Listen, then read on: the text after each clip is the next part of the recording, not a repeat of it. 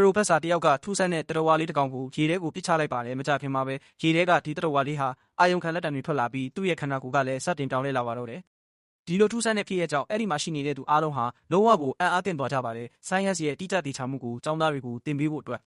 ပရိုဖက်ဆာကရေထဲကိုလက်နက်လိုက်ပေမဲ့အံ့ဩစရာကောင်းတာကဒီအကောင်လေးကိုထိလိုက်တာနဲ့တစ်ကောင်ကနေနှစ်ကောင်ဖြစ်ကွဲထွက်သွားတာပါပဲ။မယုံနိုင်စရာကောင်းတဲ့ဒီမြင်ကွင်းကလူတိုင်းကိုမြင့်တက်သွားစေခဲ့ပါတယ်။ဒါပေမဲ့ဘယ်သူမှဘာမှမလုပ်နိုင်ခင်မှာပဲအဲ့ဒီအကောင်လေးတစ်ကောင်ကပရိုဖက်ဆာရဲ့လက်ချောင်းကိုပိုက်လိုက်ပါတယ်။ဒဏ်ရာရသွားတဲ့သူ့လက်ချောင်းကိုကြည့်ပြီးပရိုဖက်ဆာဟာအယံကိုဒေါသထွက်သွားခဲ့ပါတယ်။သူ့ရဲ့အသိပညာတွေနဲ့တောင်ဒီဖြစ်ရက်ကိုရှင်းမပြနိုင်ဖြစ်နေပုံရပါတယ်နော်။ဒါကြောင့်နောက်တစ်နေ့မှာဒီအကောင်ကိုသူ့တေသနာလုပ်ဖို့လက်ပေါ်ရထရီကိုယူသွားမယ်လို့သူကဆုံးဖြတ်လိုက်ပါတယ်။သူမသိခဲ့တာကတော့ဒီဆုံးဖြတ်ချက်ဟာကျောင်းကြီးကိုအကျက်တဲတစ်ခုစီဆွဲခေါ်သွားလိမ့်မယ်ဆိုတာပါပဲ။အဲ့ဒီနေ့ညနေမှာပဲပရိုဖက်ဆာရဲ့ခန္ဓာကိုယ်ဟာစတင်ပြောင်းလဲလာပါတော့တယ်။ရုတ်တရက်ဆိုသလိုသူဟာဆီယာမတစ်ယောက်ကိုအတင်းအဓမ္မဖန်ဆွဲပြီးဆိုဖာပေါ်ကိုတွန်းလှဲလိုက်ကသူ့ရဲ့ရှာကိုတုံးပြီးအသက်ကိုနှုတ်ယူလိုက်ပါတယ်။ဒီကြောက်စရာကောင်းတဲ့မြင်ကွင်းကိုအနားမှာရှိနေတဲ့ကျောင်းသားနှစ်ယောက်ကမြင်သွားခဲ့တာပါ။ကြောက်လက်တကြားနဲ့ကျောင်းသားနှစ်ယောက်လုံးထွက်ပြေးခဲ့ကြပေမဲ့အေမီကတော့ခလုတ်တိုက်ပြီးကျမ်းပြင်ပေါ်လဲကျသွားခဲ့ပါတယ်။ဗီဒီယိုထဲကအတန်တွေကိုကြားလိုက်ရတဲ့ပရိုဖက်ဆာဟာအထဲမှာပုံနေတဲ့သူကိုရှင်းပြဖို့ပြင်ဆင်လိုက်ပါတယ်။သူတကားဖွင့်လိုက်တဲ့အချိန်မှာပဲအချက်ကမထင်မှတ်ပဲဝင်တိုက်လိုက်လို့သူဟာနောက်ကိုပေးတုံများလွတ်ထွက်သွားခဲ့ပါတယ်။ဒီခွင့်ရေးကိုတုံးပြီးကျောင်းသားနှစ်ယောက်လုံးထွက်ပြေးခဲ့ကြပြီးဖြစ်သမျှကိုပြောပြဖို့ကျောင်းအုပ်ကြီးစီကိုဥတီပြေးခဲ့ကြပါတယ်။